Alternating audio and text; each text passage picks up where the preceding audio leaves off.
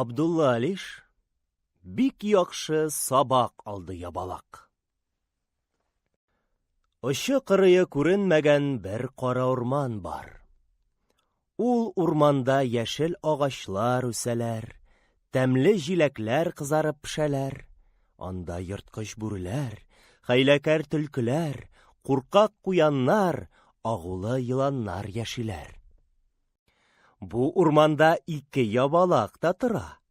Төскә алар тавык төсле чуар, ә башлары песи башына бик охшый. Күзләре коточкыч зур булсалар да, көндезләрен күрмиләр. Шуңа күрә ауга да төннәрен генә йөриләр.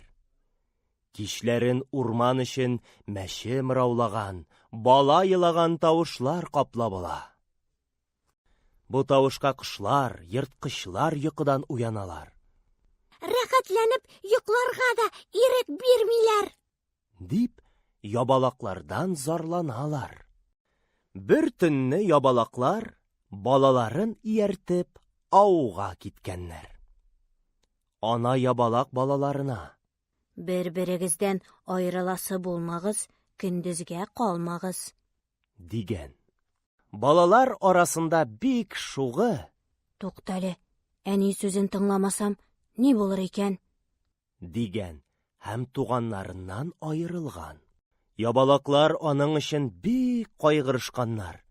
Таң тугач, өйләренә кайтып киткәннәр. Кайтсалар, теге шаян өйләрендә дә юк икән. Ябалаклар бик кайгырышканнар, елашканнар. Ә теге шаян бу вакыт аяк бармаклары белән агач ботагына нык ябышкан. Кая барырга белми, аптырап тик утыра икән. Минем агачымда нишләп болай кукраеп утырасың? Дигән тиен. Тиенкәй, изгекәй, зинһар мине кума инде, кич булуга китәрмен. Дигән ябалак баласы. Әниең сүзен тыңламагансың. Синең кебекләргә минем агачта кунак булырга рөхсәт юк. Дип, ябалак кунаклаган ботакны селкеткән тиен. Мискин ябалак башка агачка күчкән. Ләкин кошлар аны бу агачтан да куганнар. Кайгысыннан ябалак онытылып киткән.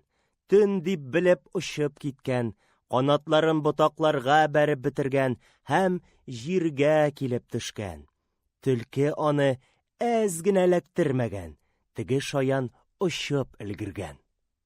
Менә зарыгып көткән кич тә җиткән. Әнисенең әйткән сүзләре шаян ябалакның исенә төшкән. Ул мескен, елый-елый арып беткән. Әнисе белән әтисе шук баланы эзләп тапканнар. Ә адашкан ябалак баласы: Инде һәр вакыт әти-әни сүзен тыңлармын, дигән.